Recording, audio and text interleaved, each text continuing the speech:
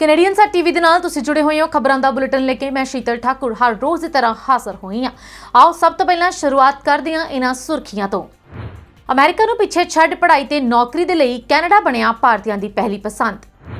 ਸੇਵਾ ਇੰਟਰਨੈਸ਼ਨਲ ਨੂੰ ਮਨੁੱਖੀ ਕੰਮਾਂ ਦੇ ਲਈ organisation of the year award ਦੇ ਨਾਲ ਕੀਤਾ ਗਿਆ ਸਨਮਾਨਿਤ। ਯੂਕਰੇਨ ਨੂੰ 72.3 ਕਰੋੜ ਡਾਲਰ ਦੀ ਮਦਦ ਦੇਵੇਗਾ ਵਿਸ਼ਵ ਬੈਂਕ। ਫੈਡਰਲ ਕਾਰਬਨ ਟੈਕਸ ਦੇ ਵਿੱਚ ਕੀਤੇ ਜਾਣ ਵਾਲੇ ਵਾਅਦੇ ਨੂੰ ਰੱਦ ਕਰਨ ਦੀ ਪੈਟਰਿਕ ਬਰਾਊਨ ਨੇ ਕੀਤੀ ਮੰਗ। ਸੰਭਾਵੀ ਖਤਰੇ ਦੇ ਕਾਰਨ ਬਰੈਂਪਟਨ ਦਾ ਸਕੂਲ ਕੀਤਾ ਗਿਆ ਬੰਦ, 5 ਹੋਏ ਗ੍ਰਿਫਤਾਰ। ਕੈਨੇਡਾ ਦੀ ਪਾਰਲੀਮੈਂਟ ਦੇ ਵਿੱਚ ਗੂੰਜੀ ਕੈਨੇਡਾ ਤੋਂ ਅੰਮ੍ਰਿਤਸਰ ਦੇ ਲਈ ਸਿੱਧੀਆਂ ਉਡਾਣਾਂ ਦੀ ਮੰਗ। ਮਹਿਲਾ ਦਿਵਸ ਤੇ ਪੀਐਮ ਮੋਦੀ ਨੇ ਕਿਹਾ ਕਿ ਮੈਂ ਨਾਰੀ ਸ਼ਕਤੀ ਅਤੇ ਉਹਨਾਂ ਦੀ ਪ੍ਰਾਪਤੀਆਂ ਨੂੰ ਨਮਨ ਕਰਦਾ। ਯੂਕਰੇਨ ਰੂਸ ਜੰਗ ਦੇ ਦੌਰਾਨ ਸੁਮੀ ਦੇ ਵਿੱਚ ਫਸੇ ਭਾਰਤੀਆਂ ਦੇ ਲਈ ਨਹੀਂ ਬਣਿਆ ਸੁਰੱਖਿਅਤ ਲਾਂਘਾ, UNSC 'ਚ ਬੋਲਿਆ ਭਾਰਤ। ਯੂਕਰੇਨ ਰੂਸ ਜੰਗ ਦੇ ਦਰਮਿਆਨ ਰੂਸ ਵੱਲੋਂ 4 ਸ਼ਹਿਰਾਂ ਦੇ ਵਿੱਚ ਜੰਗਬੰਦੀ ਲੋਕਾਂ ਨੂੰ ਅੱਜ ਤੋਂ ਦੇਵੇਗਾ ਸੁਰੱਖਿਅਤ ਲਾਂਘਾ। ਰਾਸ਼ਟਰਪਤੀ 29 ਔਰਤਾਂ ਨੂੰ ਨਾਰੀ ਸ਼ਕਤੀ ਸਨਮਾਨ ਦੇਣਗੇ। ਯੂਕਰੇਨ ਰੂਸ ਯੁੱਧ ਵਿਚਾਲੇ ਹਥਿਆਰਾਂ ਦੀ ਸਪਲਾਈ ਨੂੰ ਲੈ ਕੇ ਵਧੀ ਕੇਂਦਰ ਸਰਕਾਰ ਦੀ ਚਿੰਤਾ। ਜ਼ੇਲੈਂਸਕੀ ਨੇ ਦੇਸ਼ ਛੱਡਣ ਦੇ ਦਾਅਵਿਆਂ ਨੂੰ ਕੀਤਾ ਖਾਰਜ, ਕਿਹਾ ਮੈਂ ਕਿਸੇ ਤੋਂ ਡਰ ਕੇ ਮੈਦਾਨ ਛੱਡਣ ਵਾਲਿਆਂ ਦੇ ਵਿੱਚੋਂ ਨਹੀਂ। ਹੁਣ ਖਬਰਾਂ ਵਿਸਥਾਰ ਨਾਲ। ਉਧਰ ਬੈਚਲਰ ਦੀ ਪੜ੍ਹਾਈ ਕਰਨ ਅਤੇ ਨੌਕਰੀ ਦੇ ਲਈ ਕੈਨੇਡਾ ਭਾਰਤੀਆਂ ਦੀ ਪਹਿਲੀ ਪਸੰਦ ਬਣਦਾ ਜਾ ਰਿਹਾ। ਇਸ ਮਾਮਲੇ ਦੇ ਵਿੱਚ ਕੈਨੇਡਾ ਨੇ ਅਮਰੀਕਾ ਨੂੰ ਵੀ ਪਿੱਛੇ ਛੱਡ ਦਿੱਤਾ ਹੈ। National foundation for American policy ਦੇ ਇੱਕ ਹਾਲੀਆ ਅਧਿਐਨ ਦੇ ਵਿੱਚ ਪਾਇਆ ਗਿਆ ਕਿ ਕੈਨੇਡਾ ਦੇ ਵਿੱਚ ਸਥਾਈ ਨਿਵਾਸੀ ਬਣਨ ਵਾਲੇ ਭਾਰਤੀਆਂ ਦੀ ਗਿਣਤੀ 2016 ਤੋਂ 2020 ਅਤੇ 2021 ਵਿਚਾਲੇ 115% ਵਧੀ ਹੈ। ਅਧਿਐਨ ਦੇ ਵਿੱਚ ਇਹ ਵੀ ਕਿਹਾ ਗਿਆ ਕਿ 2016-17 ਅਤੇ 2019-20 ਸਿੱਖਿਆ ਦੇ ਸਾਲਾਂ ਦਰਮਿਆਨ ਅਮਰੀਕੀ ਯੂਨੀਵਰਸਿਟੀਆਂ ਦੇ ਵਿੱਚ ਮਾਸਟਰ ਪੱਧਰ ਤੇ ਵਿਗਿਆਨ ਅਤੇ ਇੰਜੀਨੀਅਰਿੰਗ ਪ੍ਰੋਗਰਾਮਾਂ ਦੇ ਵਿੱਚ ਨਾਮਜ਼ਦ ਭਾਰਤ ਦੇ ਕੌਮਾਂਤਰੀ ਵਿਦਿਆਰਥੀਆਂ ਦੇ ਗਿਣਤੀ ਦੇ ਵਿੱਚ ਲਗਭਗ 40% ਦੀ ਗਿਰਾਵਟ ਆਈ ਹੈ, ਜਦਕਿ ਭਾਰਤ ਦੇ ਕੌਮਾਂਤਰੀ ਵਿਦਿਆਰਥੀ ਕੈਨੇਡਾ ਦੇ ਕਾਲਜ ਅਤੇ ਯੂਨੀਵਰਸਿਟੀਆਂ ਦੇ ਵਿੱਚ ਪੜ੍ਹ ਰਹੇ ਨੇ। NFAP ਦੇ ਵੱਲੋਂ ਸਰਕਾਰੀ ਅੰਕੜੇ ਦੇ ਵਿਸ਼ਲੇਸ਼ਣ ਦੇ ਮੁਤਾਬਕ 2016 ਅਤੇ 2019 ਦੇ ਵਿਚਾਲੇ 182% ਦਾ ਵਾਧਾ ਹੋਇਆ। ਕੈਨੇਡਾ ਵੱਡੀ ਗਿਣਤੀ ਦੇ ਵਿੱਚ ਸਵੈ ਸਥਾਈ ਨਿਵਾਸੀਆਂ ਨੂੰ ਸਵੀਕਾਰ ਕਰਨ ਦੇ ਲਈ ਆਪਣੇ ਇਮੀਗ੍ਰੇਸ਼ਨ ਪ੍ਰੋਗਰਾਮ ਦਾ ਵਿਸਥਾਰ ਕਰ ਰਿਹਾ ਹੈ। ਇਸ ਦੇ ਨਾਲ ਹੀ ਕੈਨੇਡਾ ਦੇ ਉੱਚ ਸਿੱਖਿਆ ਸੰਸਥਾਨਾਂ ਤੋਂ ਬੈਚਲਰ ਹੋਣ ਤੋਂ ਬਾਅਦ ਦੇਸ਼ ਦੇ ਵਿੱਚ ਕੌਮਾਂਤਰੀ ਵਿਦਿਆਰਥੀਆਂ ਦੇ ਲਈ ਬਣੇ ਰਹਿਣ ਦੇ ਜ਼ਿਆਦਾ ਮੌਕੇ ਨੇ। ਕੁੱਲ ਮਿਲਾ ਕੇ ਕੈਨੇਡਾ ਸਰਕਾਰ ਨੇ 2022-2024 ਦੀ ਇਮੀਗ੍ਰੇਸ਼ਨ ਯੋਜਨਾ ਦੇ ਤਹਿਤ 2022 ਦੇ ਵਿੱਚ 431,645, 2023 ਦੇ ਵਿੱਚ 47,155 ਅਤੇ 2024 ਦੇ ਵਿੱਚ 4,51,000 ਸਥਾਈ ਨਿਵਾਸੀਆਂ ਦਾ ਸਵਾਗਤ ਕਰਨਾ ਹੈ। 2021 ਦੇ ਵਿੱਚ ਦੁਨੀਆ ਭਰ ਤੋਂ 4,50,000 ਤੋਂ ਜ਼ਿਆਦਾ ਲੋਕ ਕੈਨੇਡਾ ਦੇ ਨਵੇਂ ਸਥਾਈ ਨਿਵਾਸੀ ਬਣ ਗਏ ਨੇ। ਕੈਨੇਡਾ ਦੇ ਇਤਿਹਾਸ ਦੇ ਵਿੱਚ ਇੱਕ ਸਾਲ ਦੇ ਵਿੱਚ ਹੁਣ ਤੱਕ ਇਹ ਸਭ ਤੋਂ ਜ਼ਿਆਦਾ ਗਿਣਤੀ ਹੈ। ਇਹ ਇਸ ਗੱਲ ਦਾ ਵੀ ਸੰਕੇਤ ਹੈ ਕਿ ਕੌਮਾਂਤਰੀ ਵਿਦਿਆਰਥੀਆਂ ਦੇ ਲਈ ਸੰਯੁਕਤ ਰਾਜ ਅਮਰੀਕਾ ਦੇ ਮੁਕਾਬਲੇ ਕੈਨੇਡਾ ਦੇ ਵਿੱਚ ਬੈਚਲਰ ਹੋਣ ਤੋਂ ਬਾਅਦ ਅਸਥਾਈ ਵੀਜ਼ਾ ਅਤੇ ਸਥਾਈ ਨਾਗਰਿਕਤਾ ਪ੍ਰਾਪਤ ਕਰਨਾ ਕਿੰਨਾ ਸੌਖਾ ਹੈ। NFAP ਦੇ ਕਾਰਜਕਾਰੀ ਨਿਰਦੇਸ਼ਕ ਸਟੂਅਰਟ ਐਂਡਰਸਨ ਦਾ ਇਹ ਵੀ ਕਹਿਣਾ ਹੈ ਕਿ ਕੈਨੇਡਾ ਦੇ ਕੌਮਾਂਤਰੀ ਵਿਦਿਆਰਥੀਆਂ ਦੇ ਲਈ ਕੰਮ ਕਰਨਾ ਅਤੇ ਸਥਾਈ ਨਿਵਾਸ ਬਣਨਾ ਸੰਯੁਕਤ ਸੂਬਾ ਅਮਰੀਕਾ ਦੇ ਮੁਕਾਬਲੇ ਦੇ ਵਿੱਚ ਬਹੁਤ ਸੌਖਾ ਬਣਾ ਦਿੱਤਾ ਗਿਆ ਹੈ। ਇਸ ਦਾ ਪੋਸਟ ਗ੍ਰੈਜੂਏਸ਼ਨ ਵਰਕ ਪਰਮਿਟ ਆਮ ਤੌਰ ਤੇ ਸਥਾਈ ਨਿਵਾਸੀ ਦਾ ਦਰਜਾ ਪ੍ਰਾਪਤ ਕਰਨ ਦੀ ਦਿਸ਼ਾ ਦੇ ਵਿੱਚ ਪਹਿਲੇ ਵੱਡੇ ਕਦਮ ਦੇ ਰੂਪ ਦੇ ਵਿੱਚ ਦੇਖਿਆ ਜਾਂਦਾ ਹੈ, ਜਦਕਿ H-1B ਵੀਜ਼ਾ ਇੱਕ ਗੈਰ ਪ੍ਰਵਾਸੀ ਵੀਜ਼ਾ ਹੈ ਜੋ ਅਮਰੀਕੀ ਕੰਪਨੀਆਂ ਨੂੰ ਟੈਕਨੋਲੋਜੀ ਦੇ ਖੇਤਰ ਦੇ ਵਿੱਚ ਮੁਹਾਰਤਾਂ ਪ੍ਰਾਪਤ ਵਿਸ਼ੇਸ਼ ਕਾਰਜਾਂ ਦੇ ਲਈ ਵਿਦੇਸ਼ੀ ਕਾਮਿਆਂ ਨੂੰ ਤਾਇਨਾਤ ਕਰਨ ਦੀ ਇਜਾਜ਼ਤ ਵੀ ਦਿੰਦਾ ਹੈ। IT ਕੰਪਨੀਆਂ ਭਾਰਤ ਅਤੇ ਚੀਨ ਵਰਗੇ ਦੇਸ਼ਾਂ ਤੋਂ ਹਰ ਸਾਲ ਹਜ਼ਾਰਾਂ ਕਰਮੀਆਂ ਦੀ ਨਿਯੁਕਤੀ ਦੇ ਲਈ ਇਸੇ ਵੀਜ਼ੇ ਤੇ ਨਿਰਭਰ ਰਹਿੰਦੀਆਂ ਨੇ। ਭਾਰਤ ਸਮੇਤ ਵਿਦੇਸ਼ੀ ਪੇਸ਼ੇਵਰਾਂ ਦੇ ਵਿੱਚ ਇੱਕ ਕਾਰਜ ਵੀਜ਼ਾ ਦੀ ਸਭ ਤੋਂ ਜ਼ਿਆਦਾ ਮੰਗ ਰਹਿੰਦੀ ਹੈ। ਟੋਰਾਂਟੋ ਸਥਿਤ ਇਮੀਗ੍ਰੇਸ਼ਨ ਲਾਅ ਫਰਮ ਰਿਕਾਈ LLP ਦੇ ਸੰਸਥਾਪਕ ਪੀਟਰ ਰਿਕਾਈ ਦੇ ਮੁਤਾਬਕ ਕੈਨੇਡਾ ਨੂੰ ਅਮਰੀਕੀ ਮੰਜ਼ਿਲਾਂ ਤੋਂ ਨੌਜਵਾਨ ਭਾਰਤੀ ਤਕਨੀਕੀ ਮੁਲਾਜ਼ਮਾਂ ਦੇ ਡਾਇਵਰਜਨ ਤੋਂ ਲਾਭ ਹੋ ਰਿਹਾ ਹੈ, ਜਿਸ ਦਾ ਮੁੱਖ ਕਾਰਨ H-1B ਵੀਜ਼ਾ ਪ੍ਰਾਪਤ ਕਰਨ ਅਤੇ ਨਵੀਨੀਕਰਨ ਕਰਨ ਅਤੇ ਅਮਰੀਕਾ ਦੇ ਸਥਾਈ ਨਿਵਾਸ ਦੇ ਲਈ ਇੱਕ ਭਰੋਸੇਯੋਗ ਮਾਰਗ ਲੱਭਣ ਦੀਆਂ ਚੁਣੌਤੀਆਂ ਨੇ। ਕੈਨੇਡਾ ਸਰਕਾਰ ਨੇ ਮਾਹਰਾਂ ਦੇ ਲਈ ਹੁਨਰ ਨੂੰ ਆਕਰਸ਼ਿਤ ਕਰਨਾ ਅਤੇ ਬਣਾਏ ਰੱਖਣਾ ਸੌਖਾ ਬਣਾ ਦਿੱਤਾ ਹੈ। ਉਧਰ ਭਾਰਤੀ ਅਮਰੀਕੀ ਗੈਰ ਲਾਭਕਾਰੀ ਸੰਸਥਾ ਸੇਵਾ ਇੰਟਰਨੈਸ਼ਨਲ ਨੂੰ ਉਸਦੇ ਮਨੁੱਖੀ ਕੰਮਾਂ ਦੇ ਲਈ organisation of the year award ਦੇ ਨਾਲ ਸਨਮਾਨਿਤ ਕੀਤਾ ਗਿਆ। ਸੰਸਦ ਮੈਂਬਰ ਡੈਨੀ ਡੇਵਿਸ ਨੇ ਹਾਲ ਹੀ ਦੇ ਵਿੱਚ ਆਯੋਜਿਤ ਇੱਕ ਸਮਾਰੋਹ ਦੇ ਵਿੱਚ ਸੇਵਾ ਇੰਟਰਨੈਸ਼ਨਲ ਨੂੰ ਅਮਰੀਕਨ ਮਲਟੀ ਐਥਨਿਕ ਕੋਲੇਜਨ ਦਾ ਇਹ ਸਾਲਾਨਾ ਪੁਰਸਕਾਰ ਦਿੱਤਾ। ਡੇਵਿਸ ਨੇ ਪਿਛਲੇ ਕੁਝ ਸਾਲਾਂ ਦੇ ਦੌਰਾਨ ਕਈ ਦੇਸ਼ਾਂ ਦੇ ਵਿੱਚ ਕੀਤੇ ਗਏ ਮਨੁੱਖੀ ਕੰਮਾਂ ਦੀ ਸੇਵਾ ਇੰਟਰਨੈਸ਼ਨਲ ਦੀ ਸ਼ਲਾਘਾ ਕੀਤੀ ਅਤੇ ਆਸ ਪ੍ਰਗਟਾਈ ਕਿ ਇਹ ਸੰਸਥਾ ਆਉਣ ਵਾਲੇ ਸਾਲਾਂ ਦੇ ਵਿੱਚ ਵੀ ਲੋਕਾਂ ਦੀ ਸੇਵਾ ਕਰਨਾ ਜਾਰੀ ਰੱਖੇਗੀ। ਪ੍ਰੈਸ ਰਿਲੀਜ਼ ਦੇ ਅਨੁਸਾਰ AMEC ਨੇ ਇੱਕ ਪਰਉਪਕਾਰੀ ਸਮੂਹ ਵਜੋਂ ਸੇਵਾ ਇੰਟਰਨੈਸ਼ਨਲ ਦੀ ਸ਼ਲਾਘਾ ਕੀਤੀ ਅਤੇ ਕੋਵਿਡ-19 ਗਲੋਬਲ ਮਹਾਮਾਰੀ ਦੇ ਦੌਰਾਨ ਭਾਰਤ, ਪਾਕਿਸਤਾਨ, ਨੇਪਾਲ, ਬੰਗਲਾਦੇਸ਼, ਗੁਆਨਾ, ਦੱਖਣੀ ਅਫਰੀਕਾ ਦੇ ਹੋਰ ਦੇਸ਼ਾਂ ਦੀ ਮਦਦ ਕਰਨ ਦੇ ਵਿੱਚ ਵੀ ਉਸ ਦੀ ਭੂਮਿਕਾ ਦੇ ਲਈ ਉਸ ਨੂੰ ਗਲੋਬਲ ਕਮਿਊਨਿਟੀ ਅਵਾਰਡ ਪ੍ਰਦਾਨ ਕੀਤਾ। ਸੇਵਾ ਇੰਟਰਨੈਸ਼ਨਲ ਦੀ Chicago chapter coordinator Deepti Desai ਨੇ ਅਵਾਰਡ ਨੂੰ ਸਵੀਕਾਰ ਕਰਦਿਆਂ ਹੋਇਆਂ ਕਿਹਾ ਕਿ 5000 ਵਲੰਟੀਅਰ ਅਤੇ 1,50,000 ਤੋਂ ਵੱਧ ਦਾਨੀਆਂ ਦੇ ਨਾਲ ਸੇਵਾ ਇੰਟਰਨੈਸ਼ਨਲ ਨੇ ਆਪਣੇ ਮਨੁੱਖੀ ਕੰਮਾਂ ਦੇ ਜ਼ਰੀਏ ਸਮਾਜ ਦੇ ਉੱਤੇ ਇੱਕ ਵੱਡਾ ਪ੍ਰਭਾਵ ਪਾਇਆ ਹੈ। ਅਸੀਂ ਹਮੇਸ਼ਾ ਸਮਰਥਕਾਂ ਤੇ ਵਲੰਟੀਅਰਾਂ ਦੀ ਤਲਾਸ਼ ਵਿੱਚ ਰਹਿੰਦੇ ਹਾਂ। ਕਿਰਪਾ ਕਰਕੇ ਸਾਡੇ ਨਾਲ ਜੁੜੋ। ਉਧਰ ਵਿਸ਼ਵ ਬੈਂਕ ਸਮੂਹ ਨੇ ਵੀ ਕਿਹਾ ਕਿ ਉਹਨਾਂ ਦੇ ਕਾਰਜਕਾਰੀ ਨਿਰਦੇਸ਼ਕ ਬੋਰਡ ਨੇ ਯੂਕਰੇਨ ਦੇ ਵਿੱਚ ਕੁੱਲ 72.3 ਕਰੋੜ ਡਾਲਰ ਦੀ ਵਿੱਤੀ ਸਹਾਇਤਾ ਨੂੰ ਮਨਜ਼ੂਰੀ ਦੇ ਦਿੱਤੀ ਹੈ। ਵਿਸ਼ਵ ਬੈਂਕ ਨੇ ਸੋਮਵਾਰ ਨੂੰ ਆਪਣੇ ਬਿਆਨ ਦੇ ਵਿੱਚ ਇਹ ਵੀ ਕਿਹਾ ਕਿ ਵਿਸ਼ਵ ਬੈਂਕ ਦੇ ਕਾਰਜਕਾਰੀ ਨਿਰਦੇਸ਼ਕ ਬੋਰਡ ਨੇ ਅੱਜ ਯੂਕਰੇਨ ਦੇ ਲਈ 48.9 ਕਰੋੜ ਡਾਲਰ ਦੀ ਪੂਰਕ ਬਜਟ ਸਹਾਇਤਾ ਪੈਕੇਜ ਨੂੰ ਮਨਜ਼ੂਰੀ ਦਿੱਤੀ ਹੈ, ਜਿਸ ਨੂੰ ਯੂਕਰੇਨ ਨੂੰ ਆਰਥਿਕ ਸੰਕਟ ਤੋਂ ਬਾਹਰ ਕੱਢਣ ਜਾਂ ਫਿਰ ਮੁਕਤ ਯੂਕਰੇਨ ਦਾ ਵਿੱਤ ਪੋਸ਼ਣ ਕਿਹਾ ਜਾ ਸਕਦਾ ਹੈ। ਬਿਆਨ ਦੇ ਵਿੱਚ ਇਹ ਵੀ ਕਿਹਾ ਗਿਆ ਕਿ ਬੋਰਡ ਦੇ ਵੱਲੋਂ ਪ੍ਰਵਾਨਿਤ ਪੈਕੇਜ ਦੇ ਵਿੱਚ 35.0 ਕਰੋੜ ਡਾਲਰ ਦਾ ਇੱਕ ਪੁਰਜ਼ਾ ਪੂਰਕ ਕਰਜ਼ਾ ਅਤੇ 13.9 ਕਰੋੜ ਡਾਲਰ ਦੀ ਗਰੰਟੀ ਵੀ ਸ਼ਾਮਲ ਹੈ। 13.4 ਕਰੋੜ ਡਾਲਰ ਦੀ ਗ੍ਰਾਂਟ ਫੰਡਿੰਗ ਅਤੇ 10.0 ਕਰੋੜ ਡਾਲਰ ਦੀ ਸਮਾਨਾਂਤਰ ਫੰਡਿੰਗ ਨੂੰ ਵੀ ਇਕੱਠਾ ਕੀਤਾ ਜਾ ਰਿਹਾ ਹੈ। ਇਸੇ ਤਰ੍ਹਾਂ ਕੁੱਲ ਪੈਕੇਜ 72.3 ਕਰੋੜ ਡਾਲਰ ਦਾ ਹੋਵੇਗਾ। ਬਿਆਨ ਦੇ ਵਿੱਚ ਇਹ ਵੀ ਕਿਹਾ ਗਿਆ ਕਿ ਵਿੱਤੀ ਸਹਾਇਤਾ ਯੂਕਰੇਨੀ ਸਰਕਾਰ ਨੂੰ ਆਪਣੇ ਨਾਗਰਿਕਾਂ ਨੂੰ ਸੇਵਾਵਾਂ ਪ੍ਰਦਾਨ ਕਰਨ ਦੇ ਵਿੱਚ ਮਦਦ ਕਰੇਗੀ, ਜਿਸ ਦੇ ਵਿੱਚ ਹਸਪਤਾਲ ਦੇ ਕਰਮਚਾਰੀਆਂ ਦੇ ਲਈ ਤਨਖਾਹ, ਬਜ਼ੁਰਗਾਂ ਦੇ ਲਈ ਪੈਨਸ਼ਨ ਅਤੇ ਕਮਜ਼ੋਰ ਸਮੂਹਾਂ ਦੇ ਲਈ ਸਮਾਜਿਕ ਪ੍ਰੋਗਰਾਮ ਸ਼ਾਮਲ ਹੈ। ਉਧਰ ਬਰੈਂਪਟਨ ਦੇ ਮੇਅਰ ਪੈਟਰਿਕ ਬਰਾਊਨ ਦੇ ਵੱਲੋਂ ਆਪਣੀ ਹਫ਼ਤਾਵਾਰੀ ਨਿਊਜ਼ ਕਾਨਫਰੰਸ ਨੂੰ ਸੰਬੋਧਨ ਕਰਦਿਆਂ ਫੈਡਰਲ ਕਾਰਬਨ ਟੈਕਸ ਦੇ ਵਿੱਚ ਵਾਧੇ ਨੂੰ ਰੱਦ ਕਰਨ ਦੀ ਮੰਗ ਕੀਤੀ ਗਈ। ਇਸ ਕਾਨਫਰੰਸ ਦੇ ਵਿੱਚ ਉਹਨਾਂ ਨੇ ਇਹ ਵੀ ਆਖਿਆ ਕਿ ਸਾਰੇ ਹੀ ਜਾਣਦੇ ਨੇ ਕਿ ਕੋਵਿਡ-19 ਹੈਲਥ ਮਹਾਮਾਰੀ ਤੋਂ ਕਿਤੇ ਜ਼ਿਆਦਾ ਹੈ। ਇਹ ਸਾਡੇ ਰੈਜ਼ੀਡੈਂਟਸ ਤੋਂ ਨਿੱਕੇ ਕਾਰੋਬਾਰੀਆਂ ਦੇ ਲਈ ਆਰਥਿਕ ਤਬਾਹੀ ਵੀ ਲੈ ਕੇ ਆਈ। ਮਹਾਮਾਰੀ ਦੇ ਦੌਰਾਨ ਅਸੀਂ ਮਿਊਨਿਸਪਲ ਟੈਕਸ ਤੱਕ ਉੱਤੇ ਰੋਕ ਲਗਾ ਦਿੱਤੀ ਹੈ।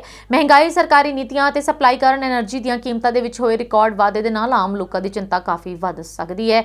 ਬਰਾਊਨ ਨੇ ਵੀ ਆਖਿਆ ਕਿ ਉਹ 1 ਅਪ੍ਰੈਲ 2022 ਤੋਂ ਲਾਏ ਜਾਣ ਵਾਲੇ ਕਾਰਬਨ ਟੈਕਸ ਨੂੰ ਰੱਦ ਕਰਨ ਦੀ ਫੈਡਰਲ ਸਰਕਾਰ ਤੋਂ ਮੰਗ ਕਰਦੇ ਨੇ। ਉਹਨਾਂ ਨੇ ਆਖਿਆ ਕਿ ਹੁਣ ਆਮ ਲੋਕਾਂ ਦੇ ਉੱਤੇ ਨਵਾਂ ਬੋਝ ਪਾਉਣ ਦਾ ਸਮਾਂ ਨਹੀਂ ਹੈ। ਬਰੈਂਪਟਨ ਦੇ ਵਿੱਚ ਕੁਝ ਲੋਕ ਆਪਣੀਆਂ ਗੱਡੀਆਂ ਦੇ ਵਿੱਚ ਤੇਲ ਪਵਾ ਸਕਦੇ ਨੇ ਜਾਂ ਫਿਰ ਆਪਣੇ ਘਰਾਂ ਦੇ ਹੀਟਿੰਗ ਬਿੱਲ ਦੇ ਸਕਦੇ ਨੇ। ਇਹਨਾਂ ਆਮ ਲੋਕਾਂ ਨੂੰ ਇਹ ਕੰਮ ਕਰਨ, ਕਿਰਾਇਆ ਦੇਣ ਅਤੇ ਗਰੋਸਰੀ ਖਰੀਦਣ ਦੇ ਵਿੱਚ ਵੀ ਚੋਣ ਕਰਨੀ ਪੈ ਰਹੀ ਹੈ। ਕੱਲ ਨੂੰ ਗ੍ਰੇਟਰ ਟੋਰਾਂਟੋ ਏਰੀਆ ਦੇ ਵਿੱਚ ਗੈਸ ਦੀਆਂ ਕੀਮਤਾਂ 1.68 ਡਾਲਰ ਤੱਕ ਪਹੁੰਚ ਜਾਣਗੀਆਂ। ਅਫੋਰਡੇਬਲ ਐਨਰਜੀ ਦੇ ਪ੍ਰੈਜ਼ੀਡੈਂਟ ਦੇ ਸਾਬਕਾ ਲਿਬਰਲ MP ਡੈਨ ਮੈਕਟਿੰਗ ਨੇ ਆਖਿਆ ਹੈ ਕਿ ਇਸ ਦੇ ਵਿੱਚ ਕੋਈ ਅਤਕਥਨੀ ਨਹੀਂ ਹੈ ਕਿ ਗੈਸ ਦੀਆਂ ਕੀਮਤਾਂ GTA ਦੇ ਵਿੱਚ ਜਲਦ ਹੀ 1.9 ਸਿਰਫ ਪ੍ਰਤੀ ਲੀਟਰ ਤੱਕ ਹੀ ਪਹੁੰਚਣ ਵਾਲੀਆਂ ਨੇ। ਅੱਜ ਤੋਂ 1 ਮਹੀਨੇ ਬਾਅਦ ਕੈਨੇਡਾ ਸਰਕਾਰ ਕਾਰਬਨ ਟੈਕਸ ਲਗਾ ਕੇ ਚੀਜ਼ਾਂ ਨੂੰ ਹੋਰ ਮਹਿੰਗਾ ਕਰਨ ਵਾਲੀ ਹੈ। ਮਹਾਮਾਰੀ ਦੇ ਦੌਰਾਨ ਫੈਡਰਲ ਕਾਰਬਨ ਟੈਕਸ ਗੈਸੋਲੀਨ ਉੱਤੇ 1 ਅਪ੍ਰੈਲ 2022 ਤੋਂ 11 ਸੈਂਟ ਪ੍ਰਤੀ ਲੀਟਰ ਤੱਕ ਵੱਧ ਜਾਵੇਗਾ। ਉਹਨਾਂ ਨੇ ਵੀ ਆਖਿਆ ਕਿ ਇਸ ਦੇ ਲਈ ਇਸ ਸਮੇਂ ਪਹਿਲਾਂ ਤੋਂ ਹੀ ਮਹਿੰਗਾਈ ਦੀ ਮਾਰ ਸਹਿ ਰਹੀ ਜਨਤਾ ਉੱਤੇ ਕਿਸੇ ਵੀ ਤਰ੍ਹਾਂ ਦਾ ਬੋਝ ਨਹੀਂ ਪਾਇਆ ਜਾਣਾ ਚਾਹੀਦਾ ਤੇ ਇਸ ਕਾਰਬਨ ਟੈਕਸ ਨੂੰ ਰੱਦ ਕਰ ਦੇਣਾ ਚਾਹੀਦਾ ਹੈ। ਉਧਰ ਬਰੈਂਪਟਨ ਦੇ ਇੱਕ ਸਕੂਲ ਨੂੰ ਸੰਭਾਵੀ ਖਤਰੇ ਨੂੰ ਵੇਖਦਿਆਂ ਹੋਇਆਂ ਬੰਦ ਕਰ ਦਿੱਤਾ ਗਿਆ ਤੇ ਪੀਲ ਪੁਲਿਸ ਦੇ ਵੱਲੋਂ 5 ਨੌਜਵਾਨਾਂ ਨੂੰ ਗ੍ਰਿਫਤਾਰ ਕੀਤੇ ਜਾਣ ਦੀ ਪੁਸ਼ਟੀ ਕੀਤੀ ਗਈ ਹੈ।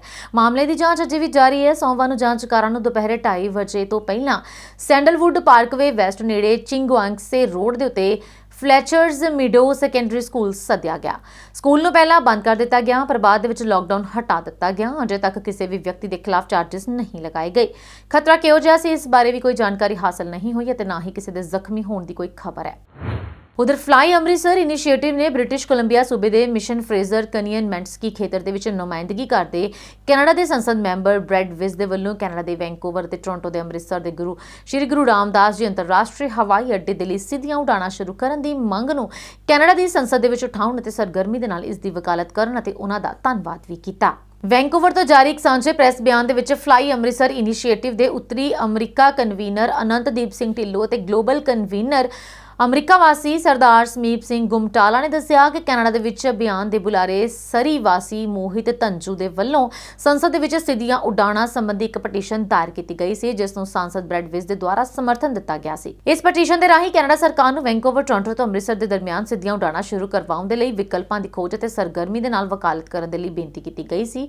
ਉਹਨਾਂ ਨੇ ਜਾਣਕਾਰੀ ਦਿੱਤੀ ਹੈ ਕਿ 30 ਦਿਨਾਂ ਦੇ ਥੋੜੇ ਸਮੇਂ ਦੇ ਵਿੱਚ ਇਸ ਪਟੀਸ਼ਨ ਤੇ ਕੈਨੇਡਾ ਦੇ 14,160 ਵਸਨੀਕਾਂ ਨੇ ਆਨਲਾਈਨ ਅਤੇ ਹਜ਼ਾਰਾਂ ਹੋਰਨਾਂ ਨੇ ਕਾਗਜ਼ਾਂ ਤੇ ਦਸਤਖਤ ਕੀਤੇ ਸਨ। MP ਵਿਸ ਨੇ ਸੰਸਦ ਦੇ ਵਿੱਚ ਸਿੱਧੀਆਂ ਉਡਾਣਾਂ ਸੰਬੰਧੀ ਪਟੀਸ਼ਨ ਤੇ ਸੰਸਦ ਦੀ ਕਾਰਵਾਈ ਦੇ ਦੌਰਾਨ ਬੋਲਦਿਆਂ ਹੋਇਆ ਕਿਹਾ ਸੀ ਕਿ ਮਿਸ਼ਨ ਮੈਂਟਸਕੀ ਫਰੇਜ਼ਰ ਕੈਨੀਆ ਬ੍ਰਿਟਿਸ਼ ਕੋਲੰਬੀਆ ਸੂਬੇ ਦੇ ਸਮੇਤ ਕੈਨੇਡਾ ਦੇ ਵਿੱਚ 10 ਲੱਖ ਤੋਂ ਵੀ ਵੱਧ ਪੰਜਾਬੀ ਭਾਈਚਾਰਾ ਵਸਦਾ ਹੈ। ਹਰ ਸਾਲ ਸੈਂਕੜੇ ਪਰਿਵਾਰ ਪੰਜਾਬ ਦੇ ਵਿੱਚ ਰਹਿੰਦੇ ਪਰਿਵਾਰਕ ਸਾਕ ਸੰਬੰਧੀਆਂ ਦੋਸਤਾਂ ਮਿੱਤਰਾਂ ਨੂੰ ਮਿਲਣ ਹਰਮੰਦਰ ਸਾਹਿਬ ਅਤੇ ਹੋਰਨਾਂ ਧਾਰਮਿਕ ਸਥਾਨਾਂ ਦੇ ਦਰਸ਼ਨਾਂ ਦੇ ਲਈ ਪੰਜਾਬ ਖੇਤਰ ਦੀ ਯਾਤਰਾ ਕਰਦੇ ਹਨ, ਪਰ ਇਸ ਸਮੇਂ ਉਹਨਾਂ ਨੂੰ ਸਿੱਧਾ ਦਿੱਲੀ ਦੇ ਲਈ ਉਡਾਣ ਭਰਨੀ ਪੈਂਦੀ ਹੈ ਤੇ ਇਹ ਅੱਗੇ ਫਿਰ ਰੇਲ, ਬੱਸ ਜਾਂ ਹੋਰ ਸਾਧਨਾਂ ਦੁਆਰਾ ਕਈਆਂ ਘੰਟਿਆਂ ਦਾ ਲੰਬਾ ਸਫ਼ਰ ਕਰਨਾ ਪੈਂਦਾ ਹੈ। उधर भारत के प्रधानमंत्री नरेंद्र मोदी ने कौमांतरी महिला दिवस मौके मंगलवार यानी कि अज नारी शक्ति ਨੂੰ ਨਮਨ ਕੀਤਾ। ਉਹਨਾਂ ਨੇ ਕਿਹਾ ਕਿ ਕੇਂਦਰ ਸਰਕਾਰ ਸਨਮਾਨ ਅਤੇ ਮੌਕੇ ਤੇ ਵਿਸ਼ੇਸ਼ ਜ਼ੋਰ ਦੇ ਨਾਲ ਆਪਣੀਆਂ ਵੱਖ-ਵੱਖ ਯੋਜਨਾਵਾਂ ਦੇ ਜ਼ਰੀਏ ਮਹਿਲਾ ਸਸ਼ਕਤੀਕਰਨ ਤੇ ਆਪਣਾ ਧਿਆਨ ਕੇਂਦਰਿਤ ਕਰਦੀ ਰਹੇਗੀ। ਪ੍ਰਧਾਨ ਮੰਤਰੀ ਨੇ ਟਵੀਟ ਕੀਤਾ ਕਿ ਭਾਰਤ ਦੀ ਵਿਕਾਸ ਯਾਤਰਾ ਦੇ ਵਿੱਚ ਆਪਣੀ ਨਾਰੀ ਸ਼ਕਤੀ ਨੂੰ ਅੱਗੇ ਰੱਖਣ ਦੇ ਲਈ ਵਿੱਤੀ ਸਮਾਵੇਸ਼ ਤੋਂ ਲੈ ਕੇ ਸਮਾਜਿਕ ਸੁਰੱਖਿਆ ਤੱਕ, ਮਿਆਰੀ ਸਿਹਤ ਸੰਭਾਲ ਤੋਂ ਹਾਊਸਿੰਗ, ਸਿੱਖਿਆ ਤੋਂ ਉਦਮਤਾ ਤੱਕ ਸਾਡੀ ਨਾਰੀ ਸ਼ਕਤੀ ਨੂੰ ਭਾਰਤ ਦੀ ਵਿਕਾਸ ਯਾਤਰਾ ਦੇ ਵਿੱਚ ਸਭ ਤੋਂ ਅੱਗੇ ਰੱਖਣ ਦੇ ਲਈ ਬਹੁਤ ਸਾਰੇ ਯਤਨ ਕੀਤੇ ਗਏ ਨੇ। ਇਸ ਉਪਰਾਲੇ ਆਉਣ ਵਾਲੇ ਸਮੇਂ ਦੇ ਵਿੱਚ ਵਿੱਚ ਹੋਰ ਵੀ ਜ਼ੋਰਾਂ ਸ਼ੋਰਾਂ ਦੇ ਨਾਲ ਜਾਰੀ ਰਹਿਣਗੇ। ਇੱਕ ਹੋਰ ਟਵੀਟ ਦੇ ਵਿੱਚ ਪ੍ਰਧਾਨ ਮੰਤਰੀ ਨੇ ਕਿਹਾ ਕਿ ਮਹਿਲਾ ਦਿਵਸ ਤੇ ਮੈਂ ਸਾਡੀ ਨਾਰੀ ਸ਼ਕਤੀ ਅਤੇ ਵੱਖ-ਵੱਖ ਖੇਤਰਾਂ ਦੇ ਵਿੱਚ ਉਹਨਾਂ ਦੀਆਂ ਪ੍ਰਾਪਤੀਆਂ ਨੂੰ ਸਲਾਮ ਕਰਦਾ। ਭਾਰਤ ਸਰਕਾਰ ਮਾਣ ਦੇ ਨਾਲ-ਨਾਲ ਮੌਕਾ ਤੇ ਜ਼ੋਰ ਦੇ ਕੇ ਆਪਣੀਆਂ ਵੱਖ-ਵੱਖ ਯੋਜਨਾਵਾਂ ਦੇ ਰਾਹੀਂ ਮਹਿਲਾ ਸਸ਼ਕਤੀਕਰਨ ਦੇ ਧਿਆਨ ਕੇਂਦਰਿਤ ਕਰਦੀ ਰਹੇਗੀ। 8 ਮਾਰਚ ਨੂੰ ਕੌਮਾਂਤਰੀ ਮਹਿਲਾ ਦਿਵਸ ਮਨਾਇਆ ਜਾਂਦਾ ਹੈ। ਪ੍ਰਧਾਨ ਮੰਤਰੀ ਮੋਦੀ ਇਸ ਮੌਕੇ ਗੁਜਰਾਤ ਦੇ ਵਿੱਚ ਕੱਛ ਦੇ ਧੁਰੰਦੋ ਪਿੰਡ ਸਥਿਤ ਇੱਕ ਮਹਿਲਾ ਸੰਤ ਕੈਂਪ ਦੇ ਵਿੱਚ ਆਯੋਜਿਤ ਸੈਮੀਨਾਰ ਨੂੰ ਵੀਡੀਓ ਕਾਨਫਰੰਸਿੰਗ ਦੇ ਜ਼ਰੀਏ ਸੰਬੋਧਨ ਕਰਨਗੇ। उधर यूक्रेन ਤੇ रूस ਦੇ ਵਿਚਾਲੇ ਜੰਗ ਦਾ ਅੱਜ 13ਵਾਂ ਦਿਨ ਹੈ। ਦੋਵੇਂ ਦੇਸ਼ਾਂ ਦੇ ਵਿਚਾਲੇ ਤੀਜੇ ਦੌਰ ਦੀ ਗੱਲਬਾਤ ਵੀ ਬੇਸਿੱਟਾ ਰਹੀ। ਇਸ ਵਿਚਾਲੇ ਭਾਰਤ ਨੇ ਸੰਯੁਕਤ ਰਾਸ਼ਟਰ ਪਰਿਸ਼ਦ ਦੇ ਵਿੱਚ ਇਹ ਵੀ ਕਿਹਾ ਕਿ ਰੂਸ ਤੇ ਯੂਕਰੇਨ ਦੋਵਾਂ ਨੂੰ ਵਾਰ-ਵਾਰ ਅਪੀਲ ਕਰਨ ਦੇ ਬਾਵਜੂਦ ਪੂਰਬੀ ਯੂਕਰੇਨ ਦੇ ਸ਼ਹਿਰ ਸੂਮੇ ਦੇ ਵਿੱਚ ਫਸੇ ਭਾਰਤੀ ਵਿਦਿਆਰਥੀਆਂ ਨੂੰ ਕੱਢਣ ਦੇ ਲਈ ਸੁਰੱਖਿਅਤ ਲਾਂਘਾ ਨਹੀਂ ਬਣ ਸਕਿਆ। ਸੰਯੁਕਤ ਰਾਸ਼ਟਰ ਦੇ ਵਿੱਚ ਭਾਰਤ ਦੇ ਸਥਾਨਕ ਪ੍ਰਤੀਨਿਧੀ ਤੇ ਰਾਜਦੂਤ TS ਤਿਰੂਮੂਰਤੀ ਨੇ ਸੁਰੱਖਿਆ ਪਰਿਸ਼ਦ ਦੇ ਵਿੱਚ ਇਹ ਕਿਹਾ ਹੈ ਕਿ ਭਾਰਤ ਹਰ ਤਰ੍ਹਾਂ ਦੀ ਦੁਸ਼ਮਣੀ ਖਤਮ ਕਰਨ ਦੇ ਲਗਾਤਾਰ ਪੱਖ ਵਿੱਚ ਰਿਹਾ ਹੈ। ਉਹਨਾਂ ਨੇ ਕਿਹਾ ਕਿ ਭਾਰਤ ਨੇ ਸਾਰੇ ਬੇਕਸੂਰ ਨਾਗਰਿਕ ਭਾਰਤੀ ਨਾਗਰਿਕਾਂ ਨੂੰ ਯੂਕਰੇਨ ਤੋਂ ਕੱਢਣ ਦੇ ਲਈ ਸੁਰੱਖਿਅਤ ਅਤੇ ਬਿਨਾਂ ਰੁਕਾਵਟ ਦੇ ਰਸਤੇ ਦੀ ਮੰਗ ਕੀਤੀ ਹੈ। ਤਿਰੂਮੂਰਤੀ ਨੇ ਕਿਹਾ ਕਿ ਅਸੀਂ ਬਹੁਤ ਚਿੰਤਿਤ ਹਾਂ ਕਿ ਦੋਵੇਂ ਧਿਰਾਂ ਨੂੰ ਅਪੀਲ ਦੇ ਬਾਵਜੂਦ ਸੂਮੀ ਦੇ ਵਿੱਚ ਫਸੇ ਸਾਡੇ ਵਿਦਿਆਰਥੀਆਂ ਦੇ ਲਈ ਸੁਰੱਖਿਅਤ ਲਾਂਘਾ ਨਹੀਂ ਬਣ ਸਕਿਆ। ਉਹਨਾਂ ਨੇ ਕਿਹਾ ਕਿ ਭਾਰਤ ਹੁਣ ਤੱਕ ਜੰਗ ਪੀੜਤ ਯੂਕਰੇਨ ਤੋਂ ਆਪਣੇ 20,000 ਤੋਂ ਵੀ ਵੱਧ ਨਾਗਰਿਕਾਂ ਦੀ ਸੁਰੱਖਿਅਤ ਵਾਪਸੀ ਦੇ ਵਿੱਚ ਸਫਲ ਰਿਹਾ। ਉਹਨਾਂ ਦੇਸ਼ਾਂ ਦੇ ਉਹਨਾਂ ਲੋਕਾਂ ਦੀ ਵੀ ਉਹਨਾਂ ਦੇ ਦੇਸ਼ ਪਹੁੰਚਣ ਦੇ ਵਿੱਚ ਮਦਦ ਕੀਤੀ ਹੈ ਜਿਨ੍ਹਾਂ ਨੇ ਇਸ ਸੰਬੰਧੀ ਸਾਡੇ ਨਾਲ ਸੰਪਰਕ ਕੀਤਾ ਸੀ। ਤਾਂ ਅੰਦਾਜ਼ਾ ਹੈ ਕਿ ਰੂਸ ਨੇ ਨਾਗਰਿਕਾਂ ਨੂੰ ਕੱਢਣ ਦੇ ਲਈ ਸੋਮਵਾਰ ਸਵੇਰ ਤੋਂ ਸੀਜ਼ ਫਾਇਰ ਦੇ ਨਾਲ ਕਈ ਇਲਾਕਿਆਂ ਦੇ ਵਿੱਚ ਲਾਂਘੇ ਖੋਲ੍ਹਣ ਦਾ ਐਲਾਨ ਕੀਤਾ ਸੀ। ਹਾਲਾਂਕਿ ਇਹਨਾਂ ਲਾਂਘਿਆਂ ਤੋਂ ਜ਼ਿਆਦਾਤਰ ਰੂਸ ਤੇ ਉਸ ਦੇ ਸਹਿਯੋਗੀ ਦੇਸ਼ ਬੈਲਾਰੂਸ ਵੱਲ ਜਾ ਰਹੇ ਨੇ। ਇਹ ਸਪਸ਼ਟ ਨਹੀਂ ਹੈ ਕਿ ਨਾਗਰਿਕਾਂ ਨੂੰ ਕੱਢਿਆ ਜਾ ਰਿਹਾ। ਲਾਂਘਿਆਂ ਦੇ ਨਵੇਂ ਐਲਾਨ ਤੋਂ ਬਾਅਦ ਵੀ ਰੂਸੀ ਫੌਜ ਨੇ ਕੁਝ ਯੂਕਰੇਨੀ ਸ਼ਹਿਰਾਂ ਤੇ ਰਾਕਟ ਹਮਲਾ ਜਾਰੀ ਰੱਖਿਆ। ਰੂਸ ਦੀ ਲਗਾਤਾਰ ਗੋਲੀਬਾਰੀ ਵਿਚਾਲੇ ਹਜ਼ਾਰਾਂ ਯੂਕਰੇਨੀ ਨਾਗਰਿਕ ਉੱਥੋਂ ਸੁਰੱਖਿਅਤ ਨਿਕਲਣ ਦੀ ਕੋਸ਼ਿਸ਼ ਦੇ ਵਿੱਚ ਲੱਗੇ ਹੋਏ ਨੇ। उधर यूक्रेन के खिलाफ रूस की जंग जारी है। इस विचाले रूस ने यूक्रेन के 4 शहरों के सीज फायर का ऐलान किया। यह सीज फायर मास्को के समय के मुताबिक 8 मार्च को सवेरे 10 बजे लागू होगा। इस विचाले मल्टीनैशनल टैक्नोलॉजी कारपोरेशन IBM ने रूस के अपने सारे कारोबारों को रोक दिता है। रूस के नाल अपने बिजनेस को रोकन करके IBM उन्होंने कंपनियों की लंबी कतार के शामिल हो गई है जिन्होंने यूक्रेन के जंग की शुरुआत करके रूस के अपना काम बंद कर दिता है। CEO अरविंद कृष्णा ने उन्होंने स्पष्ट किया है कि असीं रूस के सारे कारोबार को मुअत्तल कर दिता है। कंपनी के CEO ने कहा कि मैं तुहाडे विचों बहुत सारे लोगों तो यूक्रेन दे विच जंग के संबंध दे विच पिछले हफ्ते की ऐलान के जवाब दे विच सुनिया ते मैं तुहाडे फीडबैक की शलाघा करदा। इस अलावा मैं चाहुंदा कि तुहानूं खेतर दे विच साडे सहयोगियों का समर्थन करने दे लई चल रहे कुछ यत्नां दे बारे एक अपडेट देवांगा। कंपनी ने कहा कि कंपनी सब तो ज़्यादा प्रभावित खेतरां नूं महत्वपूर्ण सहायता प्रदान कर रही है। 2 हफ्तिਆਂ ਦੇ अंदर बहुराष्ट्रीय कंपनियां मीडिया हाउस ਅਤੇ ਹੋਰ ਵੱਡੇ ਪੱਧਰ ਤੇ ਕਾਰੋਬਾਰਾਂ ਨੂੰ रूस ਛੱਡਣ ਦੀ ਆਪਣੀ योजना का ऐलान ਕੀਤਾ है। उधर राष्ट्रपति रामनाथ कोविंद को कौमांतरी महिला दिवस के मौके पर मंगलवार को 2020 और 2021 ਲਈ नारी शक्ति अवार्ड देंगे। महिला ते बाल विकास मंत्रालय के बयान के अनुसार प्रधानमंत्री नरेंद्र मोदी अवार्ड हासिल करने वाली शख्सियतों के नाल गलबात भी करेंगे। बयान के अनुसार 28 अवार्ड 29 औरतों को दिते जाएंगे जिन्हां दे विचों साल 2020 के लिए 14 ते 2021 के लिए 14 अवार्ड शामिल होंगे। नारी शक्ति अवार्ड उन्हां लोकां नूं दिते जाएंगे जिन्हां ने औरतां दे सशक्तिकरण की सेवा की है।